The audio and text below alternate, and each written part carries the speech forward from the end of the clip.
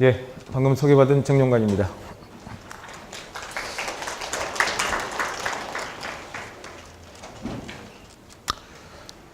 제가 스카이드 본부장을 맡은 지가 한 7년 정도 됐습니다. 7년 동안 많은 설명회를 했는데요. 매년 이 자리에서 보통 6월 초에 반수 성공 설명회를 하고 있습니다. 올해 좀 시기를 좀 당겼고요. 다음 주부터 이제 각 분원에서 설명회가 있게 되는데, 어쨌든 오늘 굉장히 뵙게 돼서 반갑습니다. 오늘 주제는 반수 성공 쪽이기 때문에 고3이나 고2 재학생들 쪽이 아니라 순수하게 N수생들을 대상으로 하는 설명회로, 그런 의미로 진행을 하도록 하겠습니다. 먼저 입시 변화부터 빠르게 보겠습니다. 조금 여러분이 이제 매스컴이나 이런 데서 많이 봤던 부분이기 때문에 일단 정리를 한번 하고 넘어가도록 하겠습니다. 자, 보시면 향후 일정만 보겠습니다. 중요한 것만 보시면 6월 7일 목요일에 모평이 있습니다. 6월 모평. 그리고 나면 9월 5일 수요일 날 9월 모평이 있습니다.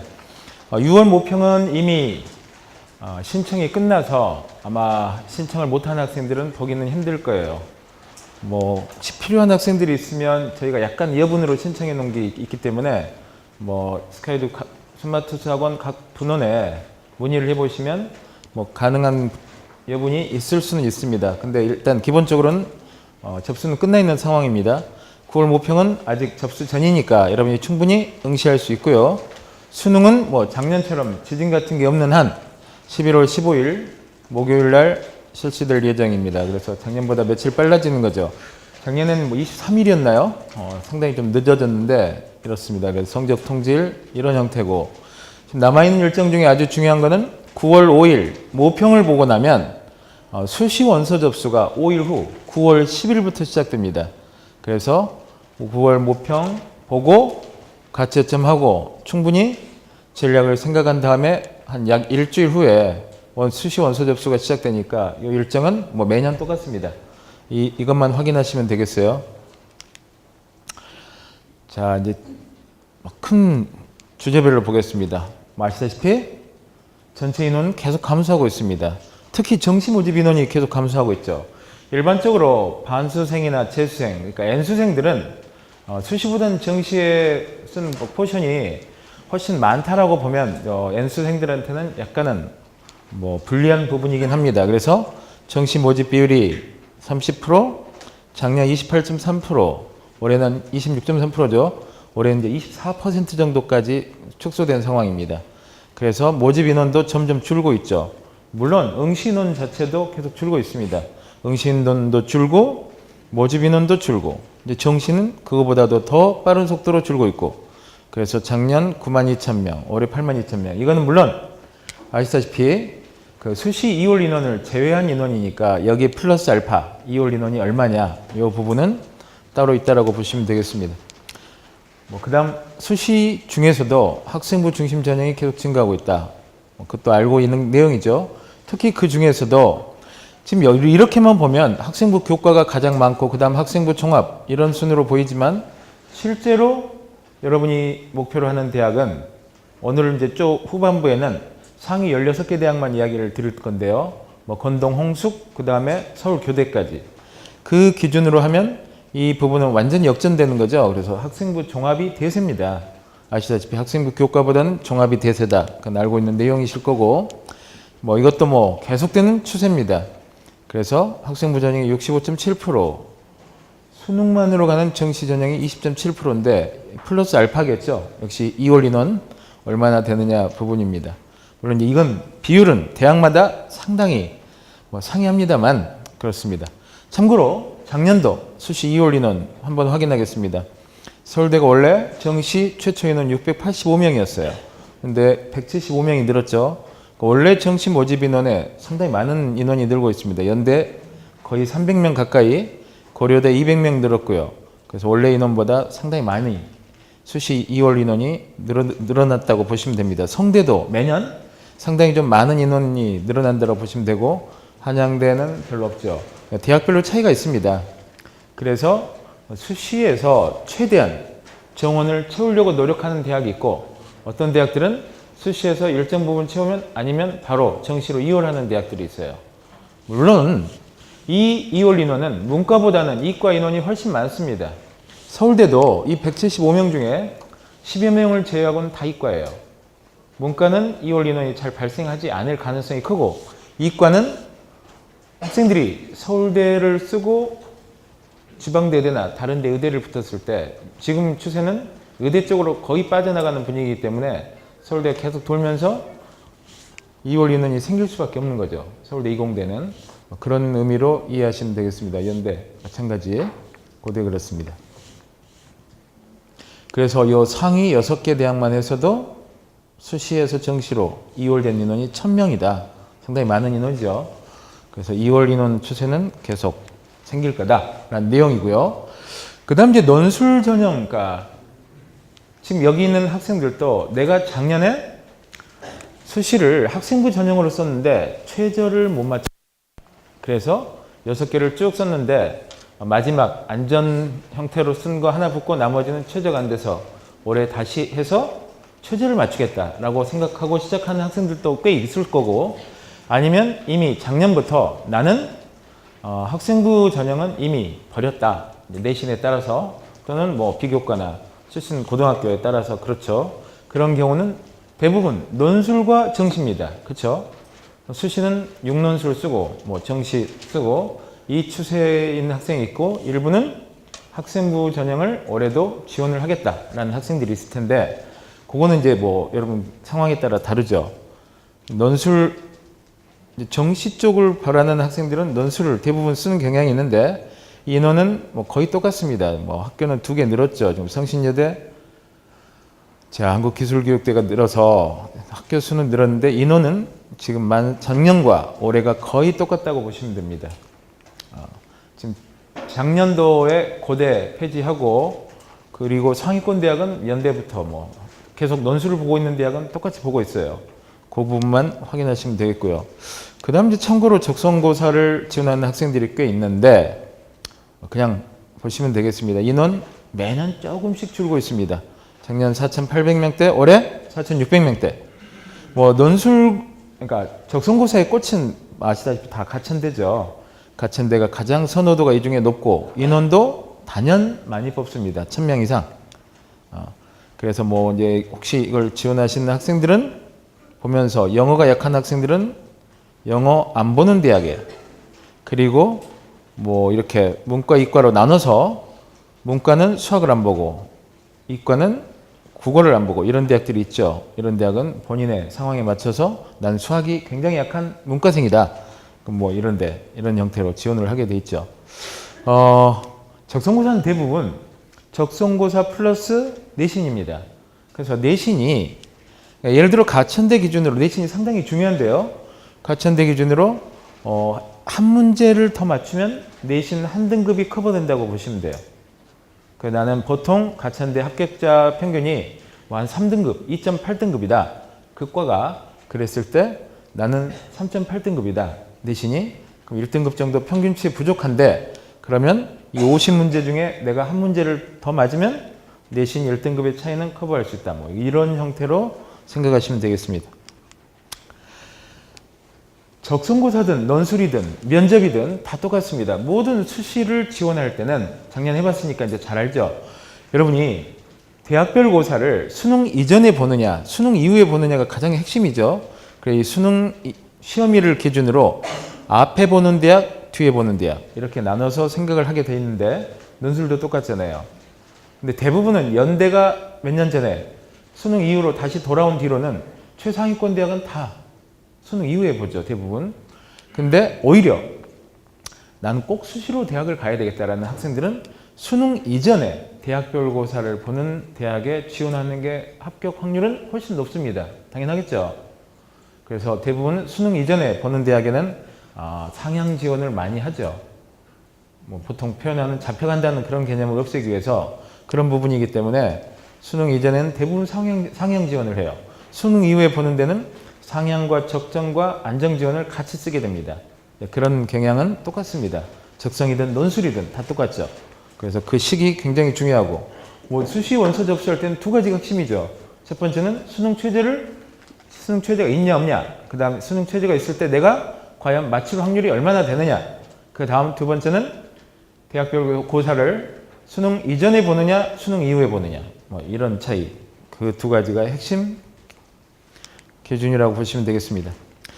그 다음 지역 인재 전형은 매년 늘어나고 있습니다. 상당히 큰 폭으로 늘어나고 있어요. 그래서 2.80%, 3.1%, 3.80%, 최상위권 대학도 마찬가지. 올해 보면 이과의 의학계열도 전북대를 필두로 지역 인재 전형을 새로 신설한 데가 상당히 많습니다. 그래서 이제 서울 출신 학생들한테는 유리할 건 전혀 없는 이야기죠. 그러나 지역에 거주하는 학생들은 이 전형이 계속 늘어난 추세다. 참고로 확인하시면 되겠습니다.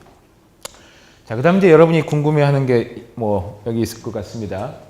지금 N수생은 어느 정도 느느냐 이 부분인데요. 자, 작년도 기준 3년 거를 제가 넣어놨는데 보시면 6평대 N수생의 비율이 11.8%, 12%, 12.9%죠.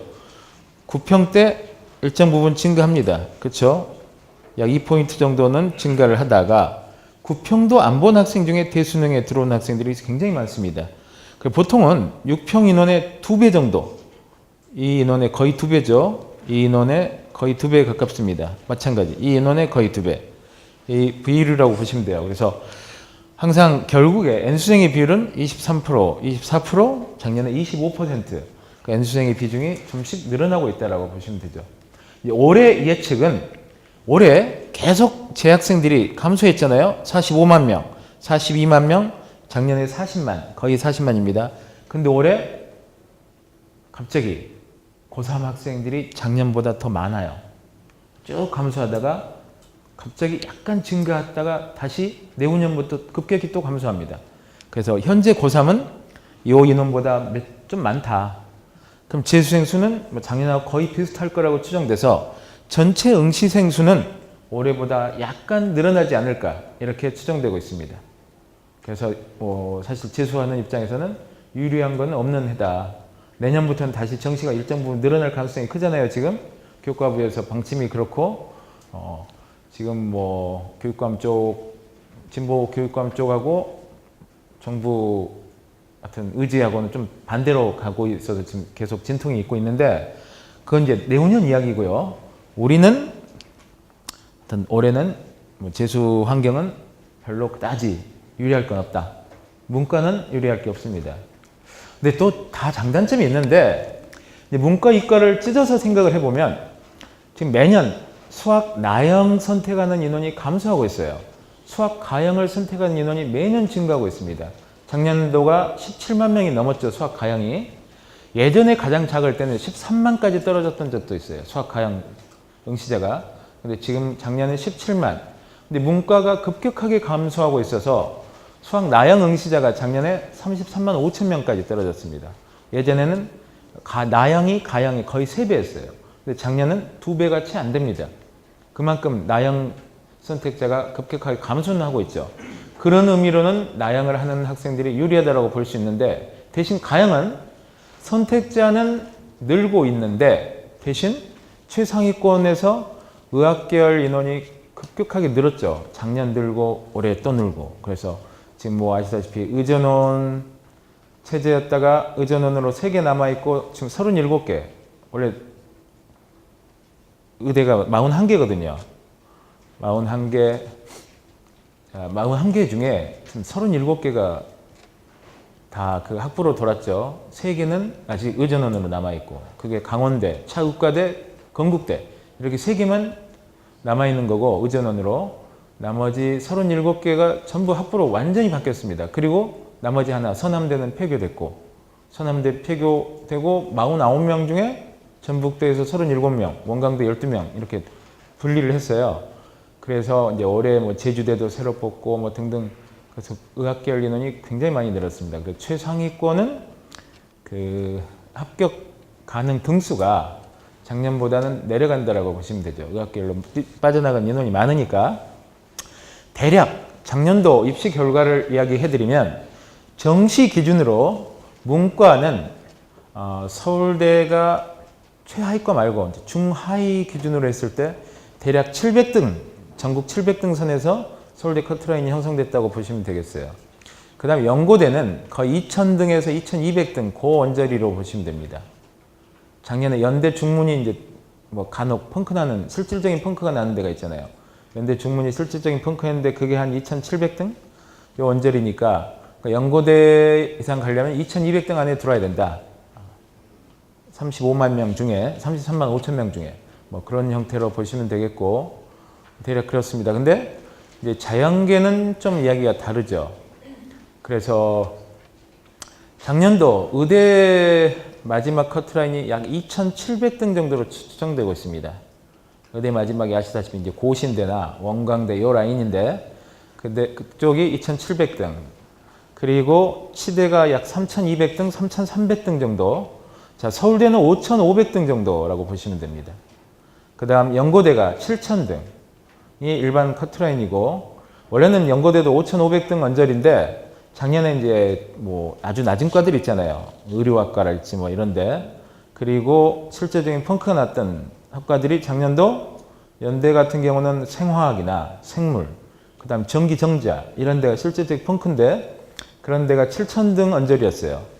고대도 마찬가지입니다. 실제적인 펑크가 났던 학과가 작년에 화학과나 그 다음에 수교과, 이게 실제적인 펑크였는데 이쪽이 7,000등 언저리였어요.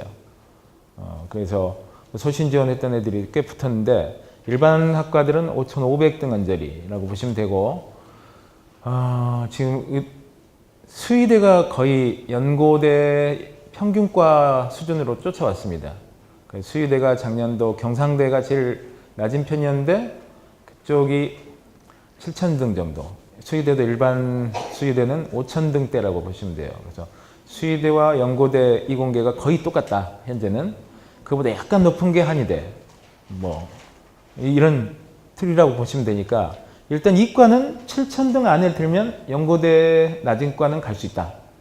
6,000등 안 이렇게 보시면 되고, 문과는 연고대를 가려면 2,500등 안에는 무조건 들어와야 된다. 이런 형태로 보시면 되죠. 그래서 상위 퍼센트로 따지면 문과가 이제 인원이 더블이니까 훨씬 높겠죠. 그런 형태라고 보시면 됩니다. 또 이제 우수 학생들의 이과 쏠림 현상이 뭐 매년 심화되고 있기 때문에 그런 부분도 있고요. 하여튼 그렇습니다. 넘어가겠습니다. 그래서 올해도 N수생 인원은 약 13만 명대일 가능성이 크다. 뭐 여기는 약 40만 5천 명, 뭐 언저리 이 정도로 추정되고 있습니다. 자, 이제 주요 대학 보겠습니다. 약간은 전국에 있는 모든 학교를 대상으로 한 거였고, 이제는 자, 서영고 뭐 지금 보통 저희가 서성한 이렇게 말하는데 요새는 뭐 과별로 워낙 이쪽이 서강대, 성대가 엎치락뒤치락 하고 있기 때문에 이과도 성대 공대와 한양대 공대가 서강대 공대를 넘어서고 있는 추세였고, 넘어섰습니다. 제가 볼 때는 이미 입시 결과가. 문과도 마찬가지. 문과가 지금 성대가 서강대를 약간 넘어선 것으로 추정되고 있기 때문에 지금 순서가 바뀌었죠. 지금 서영고, 성서한 뭐 이렇게 해놨는데 뭐 과별로 약간씩 다릅니다. 화내지 마시고요. 서강대 또 생이 뭐 또 화내는 경우도 있고, 그 다음 뭐 이대를 어디다 둘 거냐 뭐 이런 부분도 있죠. 자, 중앙대생이 또 화내죠. 이러면 우리가 이대보다 높지 뭐 등등, 그냥 참고로 보시면 되겠고, 작년도가 이화여대가 그 통합 모집을 했잖아요. 정시를. 그러다 보니까 작년 입결이 상당히 올라간 경향이 있습니다. 이대가 나름 뭐 연구를 좀 많이 해서 여러 가지 혜택을 내걸었잖아요. 그래서 작년 이대가 문과 이과 공이 입결이 상당히 올라갔다. 참고로 그런 부분이라고 보시면 되겠고, 그래서 일단 건동 홍수까지 그냥 이쪽만 쭉 보시면 정시 비율하고 수시 비율이 있습니다. 자, 서울대 21%. 이거 아까도 말씀드렸듯이 수시 2월 인원 제외입니다. 수시 2월 인원을 합하고 나면 이거보다는 상당히 올라가죠. 네. 그럼 연대가 28%, 고대가 작죠. 15%입니다. 학생부 종합적으로 완전히 몰았기 때문에 고대는 들어가기 힘든 학교가 돼 있고요. 오히려 내신이 어느 정도 뒷받침이 된다면 잘 알다시피 그 고대는 학교장 추천 1이 있고 뭐 2가 있고 이렇지 않습니까? 그러니까 1은 여러분 아는 대로 고3 학생들만 쓸 수 있어요. 그렇죠? 1, 2. 근데 그 일반 전형 있지 않습니까? 일반 전형은 N수생들도 쓸 수 있잖아요. 그쪽에 그 N수생들의 합격률이 작년에 굉장히 높습니다. 그 1000명 이상 뽑잖아요. 거기 그 전형에서.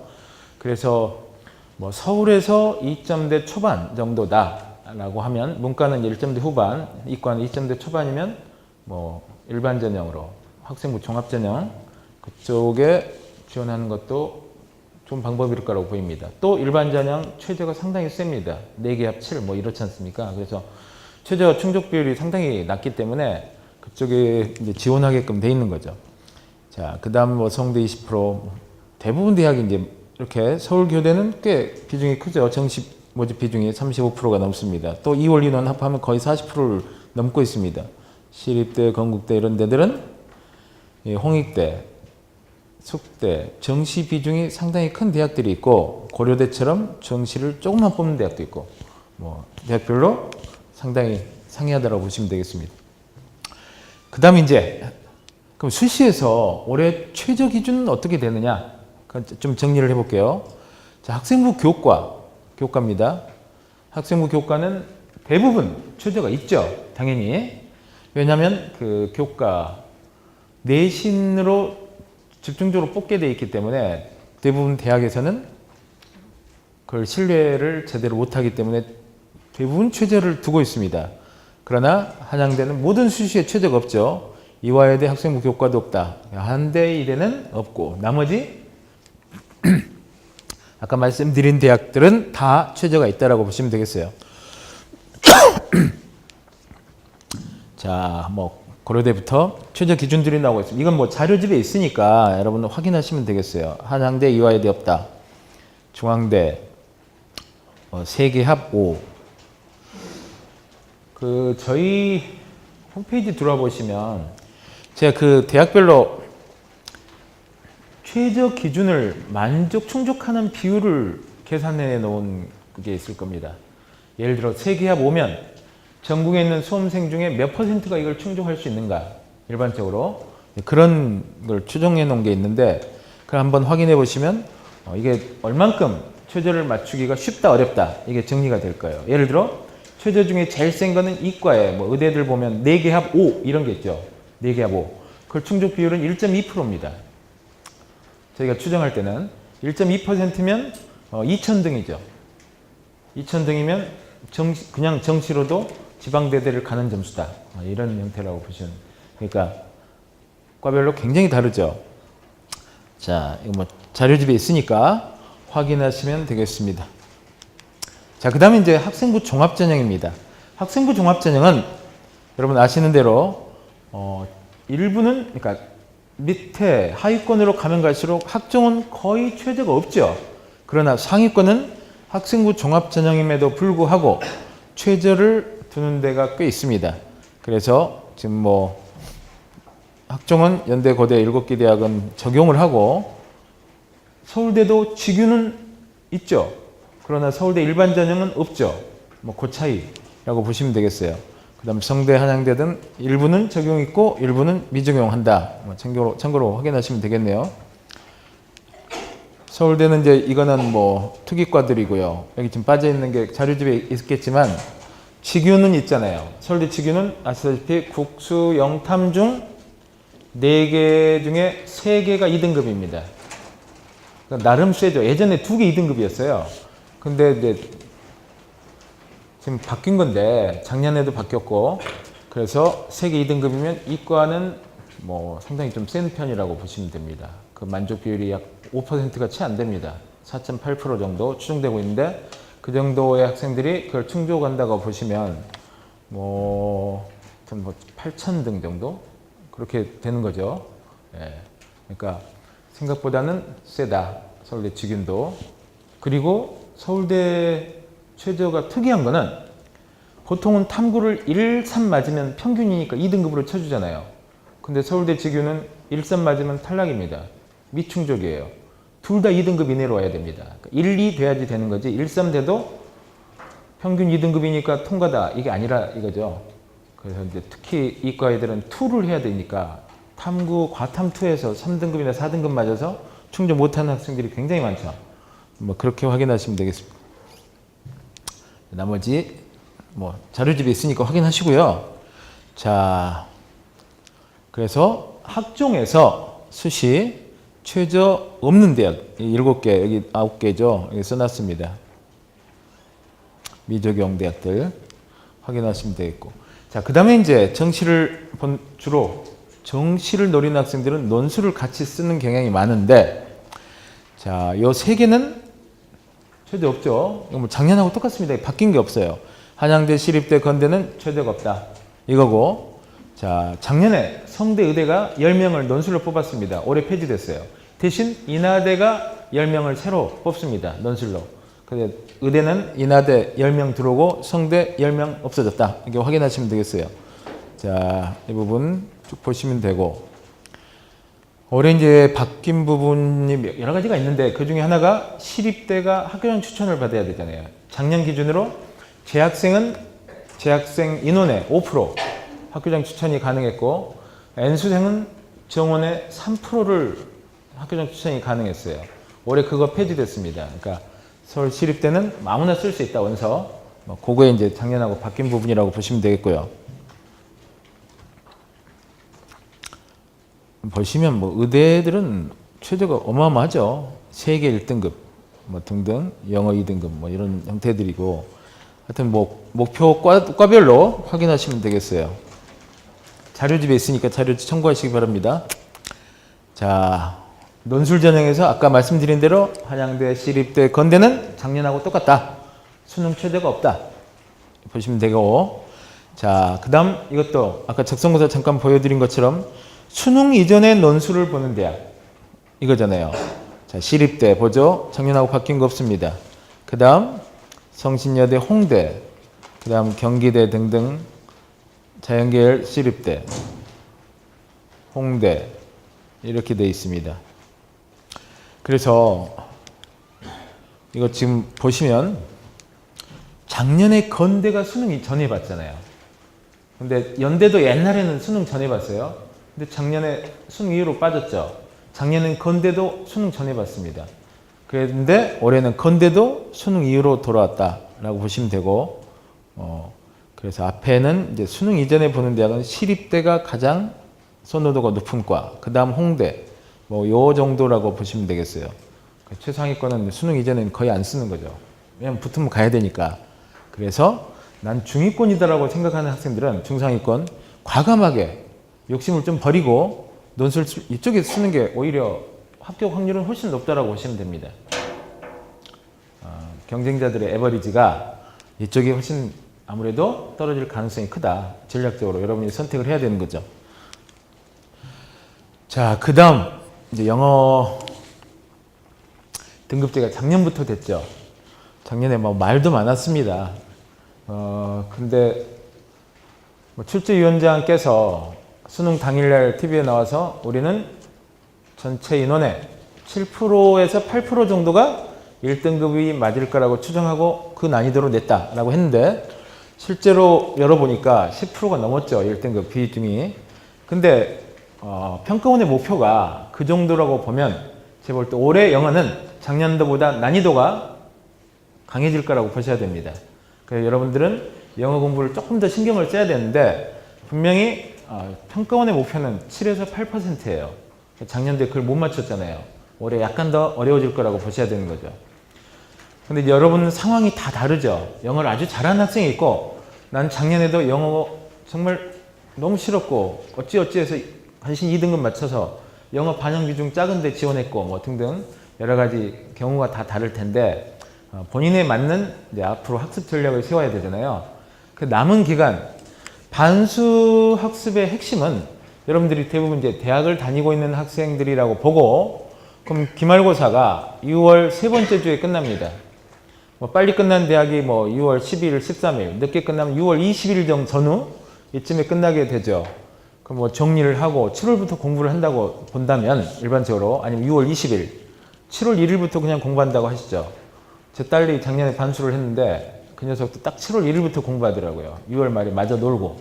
자, 근데 7월 1일부터 시작하면 올해는 11월 15일이니까 정확히 어때요?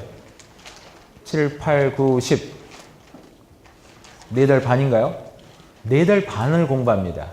많이 하면 거의 5달인데, 그러면 이제 물론 작년에 한번 했던 건 있지만 또 여러분의 경쟁자 중에 많은 인원은 어떤 친구들은 선행반부터 공부를 하고 늦어도 2월 중순에 정규반 재수학원은 다 그때 시작하잖아요. 그 학생들은 9개월을 공부를 하는 거죠. 그러니까 딱 공부량이 절반입니다. 그럼 절반을 내가 그 짧은 시간을 어떻게 보낼 거냐, 이 부분이 핵심인데, 제일 중요한 거는 1번 이 컴팩트하게 공부를 해야 됩니다. 최대한.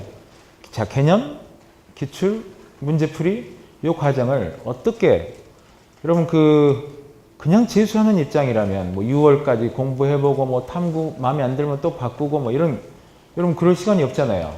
모든 걸 다 정하고 모든 계획을 세운 상태에서 6월 20일이든 언제든 새롭게 시작해야 되는 그런 입장이죠. 그렇기 때문에 사전에 많은 고민을 하고 전략을 미리 다 세워놔야 됩니다. 공부 계획이나 이런 부분을. 그래서 이제 그게 굉장히 중요해요. 그래서 그 부분 보시면 되고, 두 번째는 그러니까 반수생들의 가장 큰 적은 뭐냐면 본인에 대한 과도한 기대죠. 자, 시작을 합니다. 그 9월 아까 며칠이었죠? 9월 5일이죠. 9월 모평을 봐요. 그리고 나면 그 이후에 이 친구들이 망가집니다. 나는 나름 뭐 얼마 했나요? 그러면 2달 하고 며칠 했잖아요. 7, 8 그러니까 2달 반 정도 공부를 했어요. 그리고 나서 작년하고 비슷해.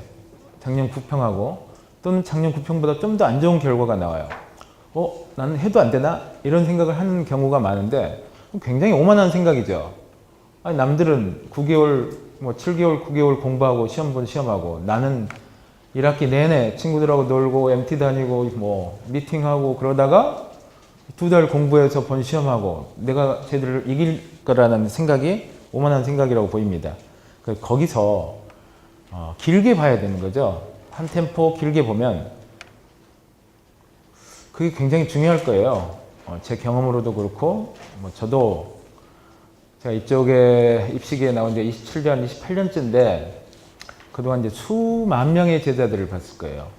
그 다음 저희 딸까지 하여튼 반수를 하다 보니까 여러분들의 심리나 이런 부분을 이제 제가 10분 이해하고 있다고 생각하고 있습니다. 그래서 이제 영어 이야기하다 잠깐 샜는데요. 자, 그 영어에 대한 여러분의 그 전략이 어떻게 되느냐. 난 영어는 뭐 영어만큼 워낙 잘했다. 그러면 할 필요 없는 거죠. 뭐 하루에 뭐 일주일에 2-3시간 EBS 수특하고 EBS 수능 완성이나 이렇게 한 번씩 넘겨보면 되는 학생들이 있고, 아니면 나는 영어가 원래 약했다. 근데 나는 영어 말고도 국수탐이 더 중요한데 영어를 할 시간이 많지 않다. 그럼 나는 영어에 얼마만큼의 시간을 투자할 거냐, 이런 부분이잖아요.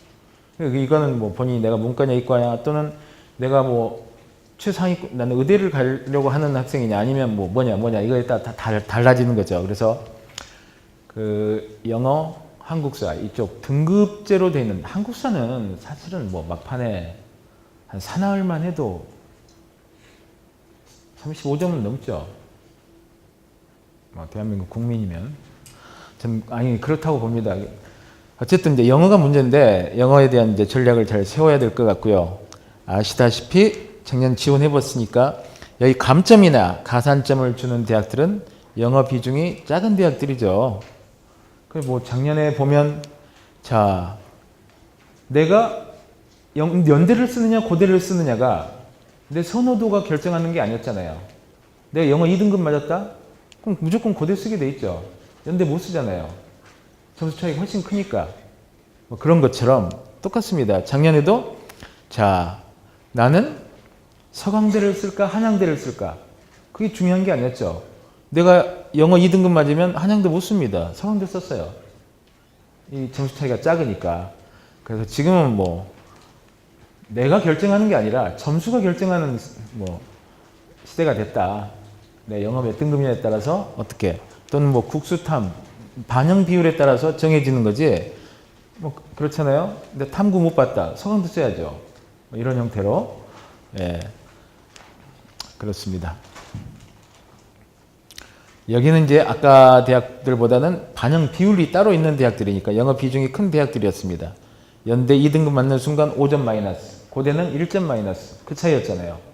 뭐 이거 다 작년에 해봤으니까. 작년 특이했던 게 건국대 이과가 올해도 똑같습니다. 1, 2등급이 똑같아요. 그래서 건국대 이과 작년에 상당히 폭발했어요. 대부분.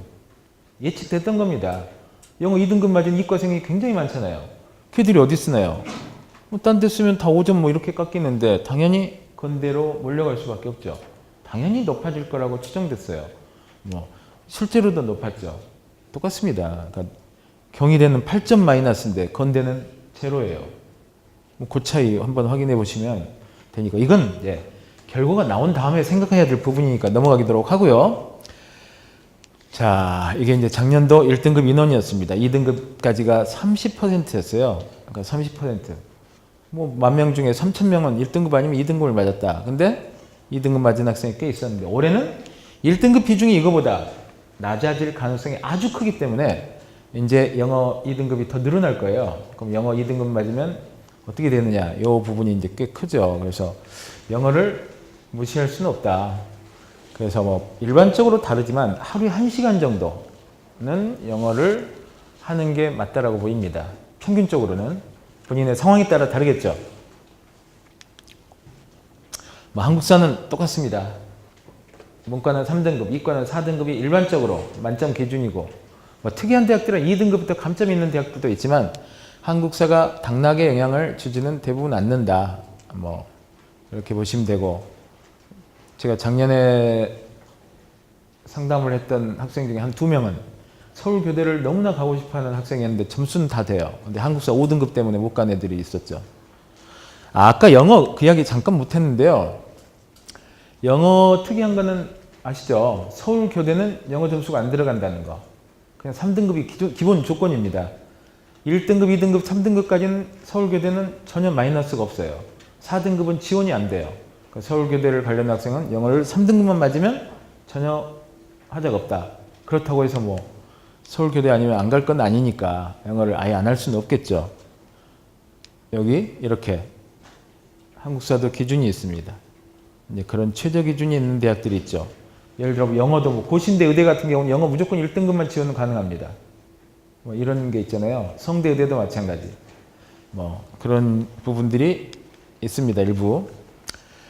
자, 그 다음 이거 보면 이제 문과생들은 제2외국어나 한문을 어떻게 할 것이냐가 상당히 이제 중요하죠. 근데 고3 때는 바빠서 못하는 학생들이 꽤 많았고, 외고생들 아니면.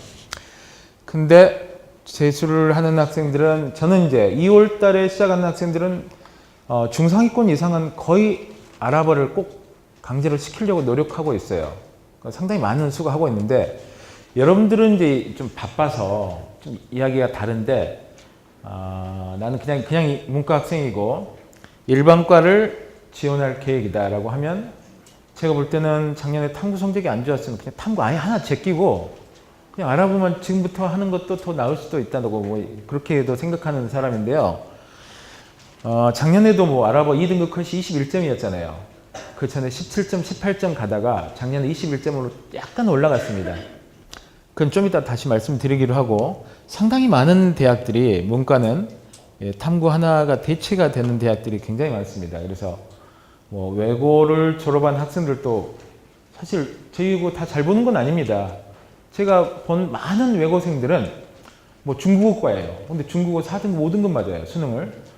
근데 그런 과목에서 1등급 맞는 학생들은 그 외국어 특기자 전형으로 지원한 애들이 거의 1등급을 차지하고 있는 추세라고 보시면 되니까 일반 수능을 준비하는 아이들은 뭐 열심히 안 하죠. 당연히 등급 안 좋습니다. 그래서 이제 과마다 편차가 있는데 왜 아랍어를 하냐. 몇 년 전까지는 베트남어였잖아요. 근데 그 베트남어가 3년, 4년 전부터 급격하게 퇴조하고 아랍어가 이제 매년 비율을 넓혀가고 있는 이유는 그만큼 그냥 보는 학생이 많다는 거죠. 아랍어를 전혀 공부하지 않고 그냥 요행을 많이 들어서 찍어서 2등급 맞은 애를 저는 너무 많이 봤어요. 여러분들도 사실 문과 학생들은 대부분 제2외국어 아랍어로 체크하고 시험 볼 거예요. 작년에 본 학생들 너무 많죠. 공부를 아예 안 하고 본 비율이 한 80% 정도. 공부하고 본 애들은 20%. 80%는 아랍어가 오른쪽에서 왼쪽으로 쓴다는 걸 모른다는 학생들이죠. 나머지는 다 왼쪽에서 오른쪽으로 쓰는데 아랍어는 오른쪽에서 왼쪽으로 쓰는 것도 몰라요. 근데도 2등급 맞아요. 찍어서. 이런 학생도 많고 그거를 제가 볼 때 일주일에 서너 시간 투자를 해서 두세 달 공부를 하면 무조건 30점은 넘게 돼 있습니다. 지금까지 봤던 모든 학생들을 보면 참고로 여러분이 이제 마음의 여유가 약간 있으면 하는 것도 나쁘진 않다. 작년에 뭐 특이한 경우들이 항상 그 예측 불가능한 일이 생기잖아요. 저는 경제 같은 거 절대 못하게는 하는데 작년에 경제가 하나 틀리면 3등급이었죠. 그렇죠? 그 경제 때문에 최저 못 맞춘 애들 많이 봤어요. 그런 부분이 생기니까 그 난이도 조절은 인력으로 되는 게 아닙니다. 여러분의 의지대로 되는 게 아니잖아요. 내가 딱 한 문제를 실수했다는 이유로 갑자기 3등급 뭐 이런 형태들이 얼마든지 가능한 이야기니까 참고로 보시면 되겠습니다. 자, 이게 작년도 그냥 참고로 뭐 한양대는 다 발표를 했기 때문에 보여드리는 겁니다. 작년도 한양대 입시 결과입니다. 학생부 교과전형, 종합전형, 논술전형. 논술 합격자 커트라인이죠. 100점 만점에. 한양대 논술이 비교적 쉬운 편입니다. 그래서 문과는 이렇고 학과별로 편차가 꽤 있죠. 이쪽은 좀 달라요. 상경계열은 논술 시험 다르지 않습니까? 한양대. 수리 논술도 보고 뭐 이렇게. 그래서 이쪽하고 이쪽은 논술 시험 문제가 다르니까 그건 오해하시지 않으면 좋겠고. 자, 이거 보면서 알 수 있는 건 항상 학생부 교과 전형이 학생부 종합 전형보다는 추합이 많죠. 당연하죠. 논술이 가장 적습니다. 왜냐하면 논술은 6개를 쓰면 2개 붙기가 힘들어요. 하나 붙어도 감사한 그런 부분이고 논술 2개, 3개 붙는 애는 극히 드뭅니다. 정말 논술의 천재적인 아이가 아니면 그렇게 되기가 힘들어요. 논술은 상당히 약간은 복불복 성향이 있어서 그렇고 학생부 교과는 학생부만 좋으면 6개 쓰면 6개 다 붙는 아이도 있습니다. 그러면 좋은 걸 골라가기 때문에 당연히 추합이 당연히 많이 나죠. 굉장히 많죠. 그 다음으로 이제 학생부 종합이 좀 많은 거고 학생부 종합은 비교과 부분에 대한 판단이 대학마다 다르잖아요. 근데 학생부 교과는 그러니까 내신이 몇 점 얼마냐 이게 중요하기 때문에 뭐 딱 서열대로 평가받는 거고 학종은 대학마다 뽑는 기준이 다르고 이 차이라고 보시면 되겠어요. 그래서 당연 이쪽이 추합 많고 두 번째 당연히 논술이 추합이 적죠. 당연히 적습니다. 그 비율. 그 다음 학생부 교과에서 과연 몇 등급 정도까지가 붙느냐. 한양대가 다른 대학보다 훨씬 높습니다. 이유는 최저가 없으니까요. 한양대 최저 없잖아요. 그러니까 단연 높죠. 최저 있는 대학들은 이거보다 낮습니다. 같은 레벨이라도. 그 흐름이라고 보시면 되죠. 자, 자연계열입니다. 자연계열도 뭐 낮은데 1.5 굉장히 높죠. 똑같습니다. 추합 어마어마하게 되죠. 대부분 뭐 서울대, 연대, 고대, 서강대 뭐 이렇게 쭉 쓰잖아요. 성대, 한양대 뭐 이런 애들 다 빠져나가니까 이렇게 된다라고 보시면 되겠고 학종 비슷하고 의예과가 특별히 낮은데 이건 문제가 아예 다릅니다. 의예과하고 이공계하고는 문제가 다르다라고 보시면 되겠고 자, 이게 이제 작년도 입시 결과하고 뭐 변화하는 입시 제도 간단하게 쭉 봤습니다. 이제 특별히 드리고 싶은 부분 그 다음에 넣어놨습니다. 자, 이게 탐구 응시 인원입니다. 작년도 수능, 재작년. 그래갖고 비교한 거죠. 보시면 물론 여러분들은 대부분 나는 작년 했던 과목 그대로 할 거다라고 정하는 학생들이 많고 나는 하나는 그대로 할 건데 하나는 고민 중이다라고 하는 학생들도 일부 있어요. 그냥 참고로 보십시오. 지금 작년을 기점으로 재작년이죠. 2017 수능을 기점으로 생윤이 사회문화를 제끼고 1위로 올라섰어요. 그게 작년에는 더 심화됐죠. 차이가 많이 벌어졌죠. 사회문화는 꽤 줄었는데 뭐 생윤은 조금 줄었어요. 그러니까 나형 응시자가 많이 줄었죠. 이 정도면 안 줄은 건데 생윤이 지금은 이제 압도적인 1위, 2위가 사회문화입니다. 그래서 생윤, 사문을 선택하는 학생이 굉장히 많죠. 자, 그 다음에 3위는 역시 한국지리입니다. 꽤 줄었죠, 근데. 그 다음 4위가 재작년부터 원래 윤사가 4위였는데 세계지리로 바뀌었습니다. 윤사도 많이 줄고 있죠. 이 흐름은 똑같습니다. 그래서 이제 경제는 뭐 계속 줄고 있는 거죠. 올해 더 줄 거예요. 경제는 저는 정말 도시락 싸들고 말리고 싶은 과목이고요. 뭐 이건 제가 한 10년 전부터 반대했던 과목입니다. 10년 전부터 경제 선택한 아이들이 가장 공부를 잘해요. 국영수 평균이 단연 높습니다. 뭐 생윤하고 성적하는 애들하고 수학 평균이 한 25점 차이 나니까 원점수 기준으로 이걸 왜 하는지 모르겠어요. 하여튼 뭐 작년에 또 피 봤으니까 아마 안 하실 것 같고 그 다음으로 선택한 아이들의 공부를 잘하는 게 두 번째가 윤사입니다. 학생들이 윤사를 해보니까 등급이 잘 안 나오는 거죠. 물론 재미는 있어요. 생윤, 윤사 이렇게 선택한 학생들이 꽤 많잖아요. 그래서 나는 뭐 논술 능력이 뛰어나고 독서량도 많고 그런 데 대한 처절한 자신감이 있으면 계속해도 됩니다. 그러나 일반적으로 고민하는 학생들은 아웃이죠, 이건. 자, 이제 그런 형태라고 보시면 되고 의외로 이 역사 과목, 세계사와 동아시아사 선택자가 꾸준히 줄고 있어요. 뭐 그래서 지금 가장 무난한 과목 무조건 일단 생윤이 단연 무난하고 이제 사회문화는 아시다시피 맞는 학생이 있고 안 맞는 학생이 있어요. 난 도대체 사회문화하고는 안 맞다라고 이미 느낀 학생들은 과감하게 바꿀 필요도 있고 이게 맞는 학생들은 이게 그 용어의 정의가 굉장히 중요한 과목이잖아요. 그래서 공부를 거의 안 하면서도 항상 거의 다 맞는 학생이 있고 나는 사회문화를 정말 많이 하는데도 불구하고 점수 안 나온다는 학생이 꽤 있고 그런 차이가 있으니까 참고로 보시면 되겠고 이과 학생들은 지금도 뭐 나는 투를 할까 말까 고민하는 학생들이 꽤 있을 것도 같고요. 지금 작년도를 기점으로 그전까지는 생원이 단연 많았죠. 작년을 기점으로 원, 투 다 G2가 생투를 이겼죠. 완전히. G1이 생원을 이겼습니다. 올해 이 현상은 더 심화될 거예요. 그래서 뭐 모든 학생들이 보면 전략적 선택을 하니까 치학을 선택하는 아이들이 가장 국영수 평균이 낮아요. 아직도 똑같습니다. 아직도 낮기 때문에 내가 어떤 경쟁자들하고 경쟁하느냐가 중요하잖아요. 당연히 G1을 선택하는 게 가장 유리합니다.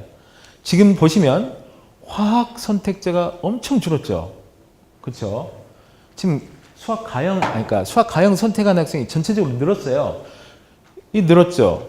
여기 많이 늘었죠. 2만 명, 2만 3천 명이 늘었죠. 물리도 늘었어요. 심지어. 근데 화학이 엄청 줄었죠. 아마 이거 올해 더 줄 거예요. 요거는 화학이 그만큼 학생들한테 이제 좀 버림받고 있는 입장이다.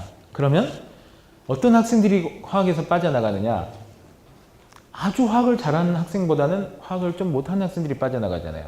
중하위권이 더 많이 빠져나간다고 보시면 되거든요.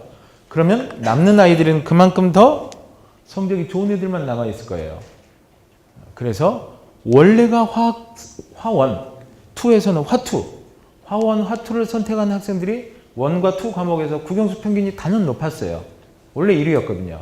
근데 그 현상은 더 심화되고 있다고 보면 화학을 선택하는 학생들은 나는 화학을 굉장히 잘한다 라는 자신감이 없으면 제가 볼 때는 쉽지 않습니다.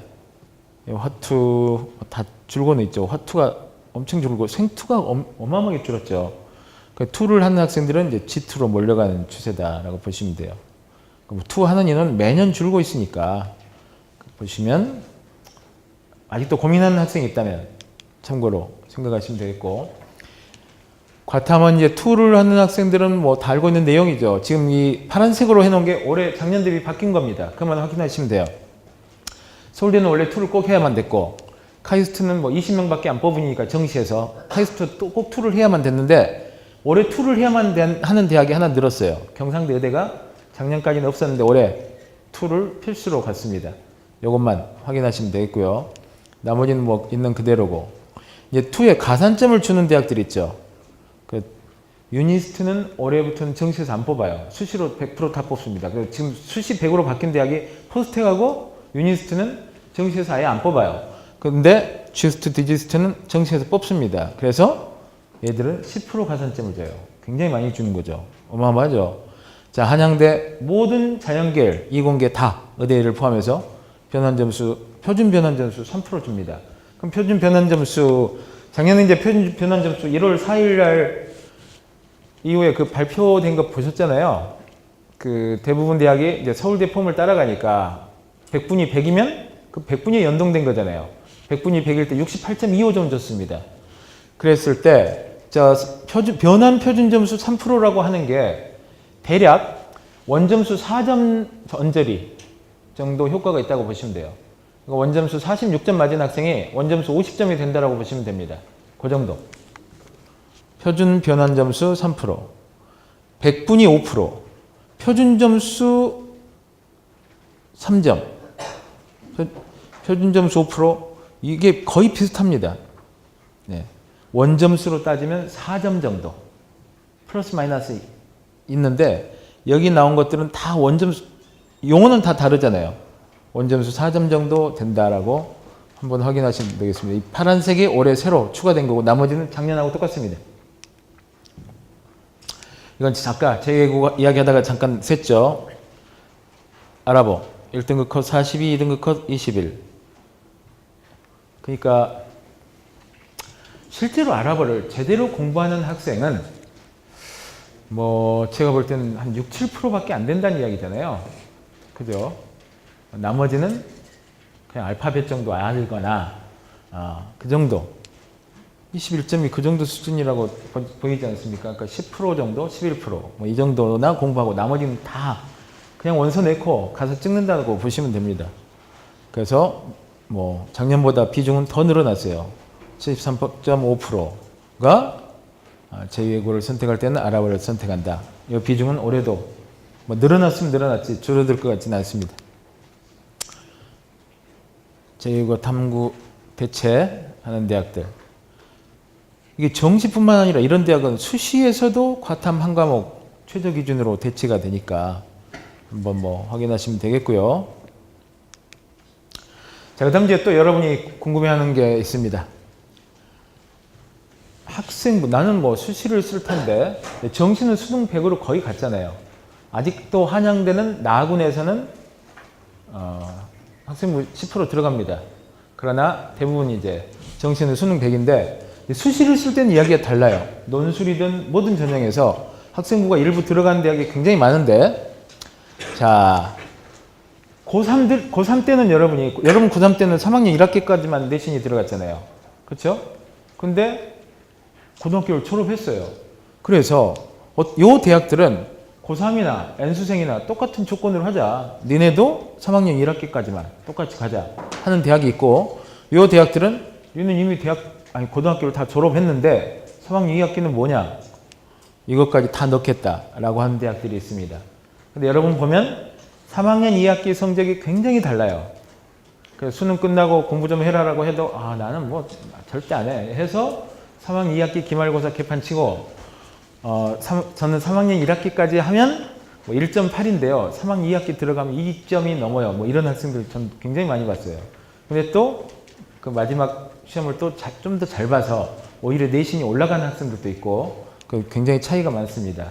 그래서 3학년 2학기 성적이 어떠냐에 따라서 이게 유리하냐 이게 유리하냐 한번 확인해 보시기 바랍니다.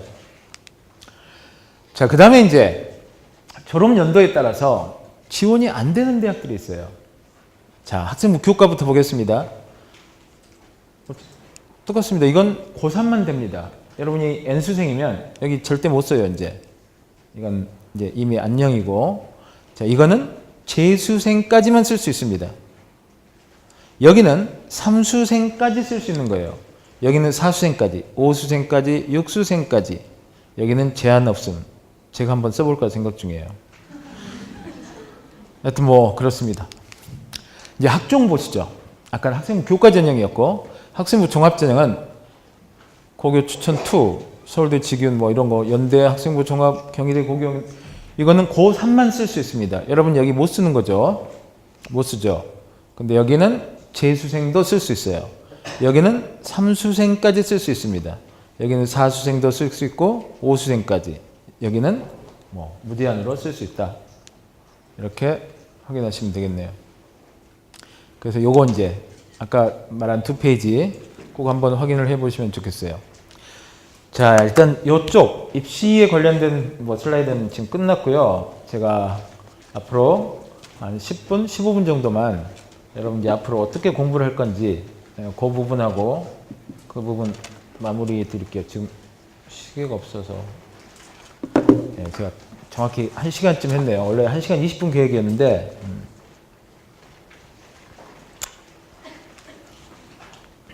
여러분은 그 한번 실패를 하신 거잖아요. 뭐 그게 아니 나름의 성공인데 더 높은 목표를 위해서 또 다시 하는 학생들도 있습니다. 제가 이제 오늘 아까 오는데 저희 딸이 설명해서 정말 자기는 그만 팔아라 그 이야기를 하던데 미안하다. 오늘 마지막으로 내가 한 번만 더 할게. 제 딸이 수능을 3번 봤어요. 근데 고3 때는 참 애매하게 공부를 했던 것 같아요. 학교에서는 대부분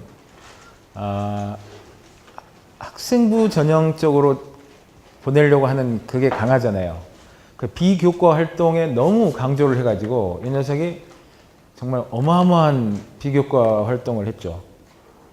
그러니까 일반고였는데 뭐 보통 전 학생부 딱 만져보면 얘가 어디 나왔다가 딱 만지면 알잖아요. 특목고 출신들은 이렇게 두꺼워요.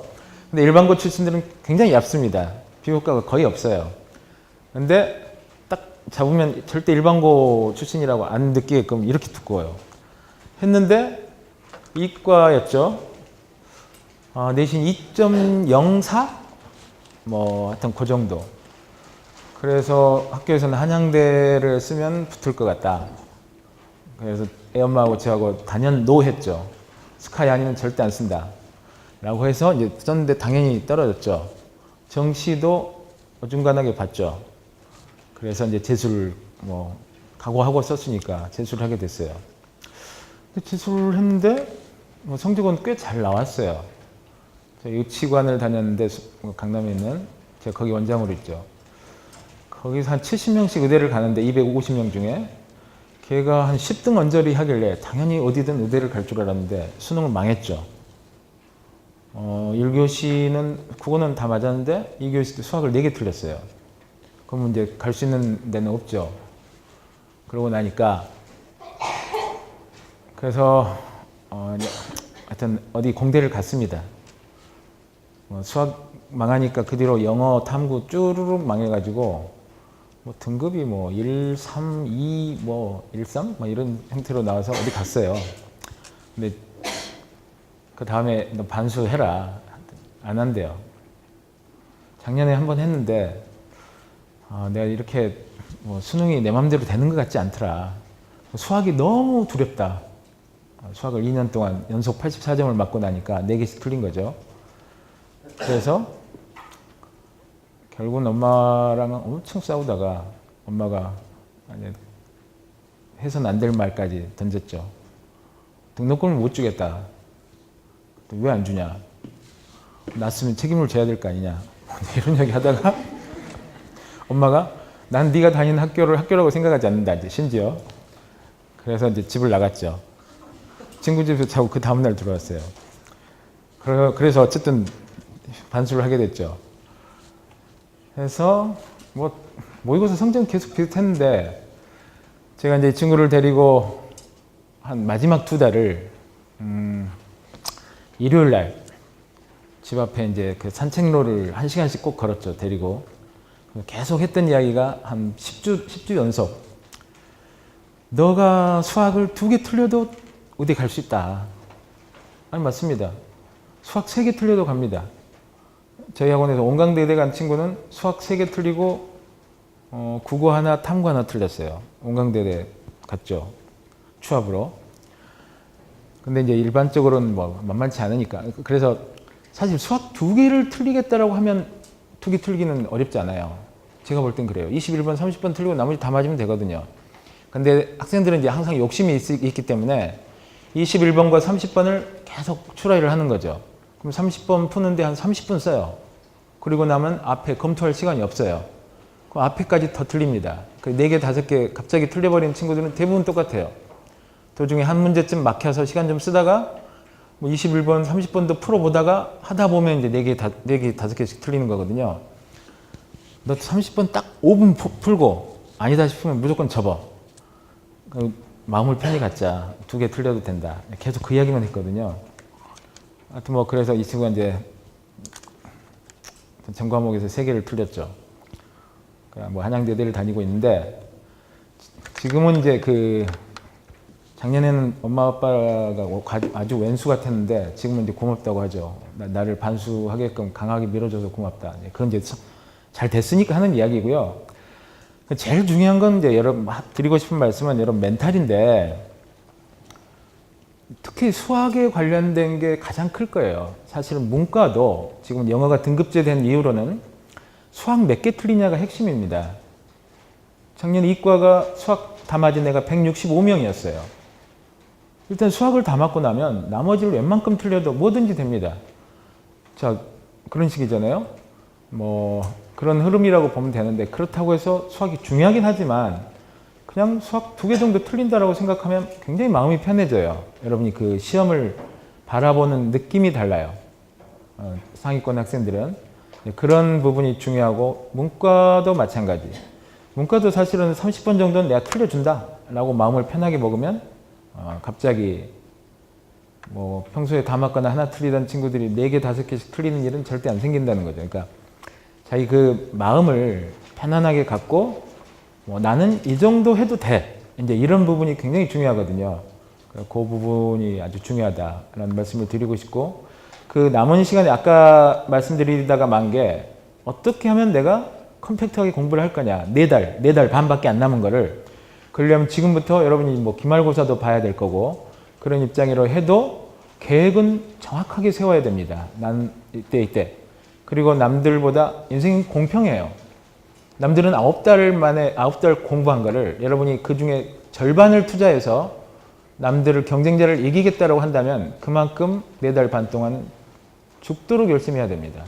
그런 각오가 없다면 반수를 시작해서는 안 돼요. 적당히 작년처럼 해도 된다? 그건 아니죠, 이제. 인생은 공평하니까. 남들 절반 투자해서 내가 남들보다 잘하려면 정말 열심히 해야 되지 않겠어요? 그런 부분이 중요하고 그 9월 평가원 결과를 보고 너무 스트레스 받지 마라. 길게 봐야 됩니다. 그러면 여러분이 꼭 원하는 결과가 나올 거예요. 그리고 이제 마지막으로 드리고 싶은 거는 작년에 이제 한번 본인이 공부했던 방법이 있잖아요. 그렇게 해서 내가 안 됐던 과목들이 있어요. 그럼 또 재수, 반수할 때도 똑같이 공부하는 학생들이 있습니다. 그럼 안 되죠. 한번 실패를 해봤으면 그 방법을 바꿔야 되잖아요, 여러분이. 근데 그냥 매너리즘에 빠져서 똑같은 식으로 공부하고 또 좋은 결과를 얻으려고 하면 절대 좋은 결과가 안 나옵니다. 그래서 뭐 여러분이 예를 들어 옛날에 겨울방학 때부터 뭐 기출문제집 사서 뭐 자기스토리 뭐니 사서 그것만 열심히 풀었다. 저는 그런 공부법 아주 싫어하는데 기출문제집에 너무 올인하는 학생들 그건 아니라고 봐요. 기출문제집이 가장 의미가 있는 과목은 탐구입니다. 탐구를 제외하고는 절대 그렇게 나오지 않아요. 수학 기출문제에서 나오나요? 안 나오잖아요. 그래서 여러분이 항상 그 새로운 문제를 갖고 풀어야 되는데 문제는 지금 많은 이 강남권에 있는 학생들이 요새 그 이쪽 시장이 좀 왜곡이 된 부분이 많아요. 그래서 그 업체마다 모의고사를 많이 만들어내고 있죠. 그리고 그거 풀이하는데 올인하는 학생들이 꽤 많습니다. 그래서 여러분이 작년에 결과가 좋았는지 한번 생각해 보세요. 그 심지어는 주말이면 뭐 토요일, 일요일에 국수, 영, 탐, 4개, 5개 과목을 쭉 가서 뭐 모의고사 풀고 뭐 수업 듣는다라고 가는 학생들이 있어요. 근데 제가 볼 때 절대 좋은 방법은 아닙니다. 내가 취약한 과목 하나 정도? 그 정도는 뭐 그렇게 해도 돼요. 그러나 이틀을 그런 식으로 다 쏟아보면 여러분이 절대 원하는 결과를 못 얻을 거예요. 작년, 재작년 진짜 2년 동안에 많은 학생들을 보고 정리된 겁니다. 검증이 된 거예요. 저도 제 딸을 거기 보내봤어요. 뭐 이런 부분이 있는데 그 지금 문제는 이 교육시장이 컨텐츠 중심으로 가고 있거든요. 예전에는 우수 강사 그리고 뭐 관리 이런 부분에서 지금은 좋은 문제, 컨텐츠 이쪽으로 시장의 무게중심이 옮겨가고 있는 건 사실입니다. 그러나 그럼 과연 그 수능을 출제하는 분들이 대학 교수들이고 그분들이 갖고 있는 그 능력을 일선 사교육업체에서 다 발휘해서 수능 수준의 문제를 만들 수 있느냐? 절대 아닙니다. 저는 아니라고 봐요. 그래서 이제 물론 어렵게 해서 아이들을 틀리게 만들어야 되기 때문에 저도 수학을 20년 넘게 가르쳤는데 그쪽 문제들을 보면 서로 이제 틀리게 만드는 싸움을 하는 거예요. 무조건 어렵게, 복잡하게 이렇게 해서 학생들이나 학부모들이 느꼈을 때 좀 어렵다. 이런 형태로 만드는 것 뿐이지 그게 절대 수능 수준의 문제를 만들어내는 경우를 거의 못 봤습니다. 별로 그거 좋지 않다. 오히려 저는 그 시간에 여러분의 그 개념을 좀 더 폭넓게 하는 게 훨씬 중요하다고 보여요. 하여튼 그런 부분 그 시장에 너무 현혹되지 않았으면 좋겠다. 이런 게 굉장히 크거든요. 뭐 컨텐츠가 중요하긴 하지만 잘못된 컨텐츠에 너무 빠져들면 안 된다. 본인이 취약한 과목 한 과목 정도? 그 정도면 되고 오히려 여러분이 짧은 시간 안에 많은 걸 공부해야 되기 때문에 작년에 공부했던 교재나 이런 부분을 다시 한번 보면서 빠르게 개념하고 이쪽을 정리를 하고 그러면서 정리를 하는 게 훨씬 나을 거예요. 뭐 그런 부분 당부 말씀 드리고 싶고 어떤 여러분이 어떤 뭐 아까 제가 여러 가지 말씀을 드렸습니다. 근데 꼭 강조하고 싶은 이야기는 삶은 공평하다. 여러분이 남은 기간 동안 다른 경쟁자들보다 훨씬 열심히 노력하지 않으면 절대 원하는 결과를 얻을 수 없을 것이다. 그런 각오를 굉장히 굳게 다지고 반수를 시작하시면 좋은 결과가 있을 것 같습니다. 감사합니다.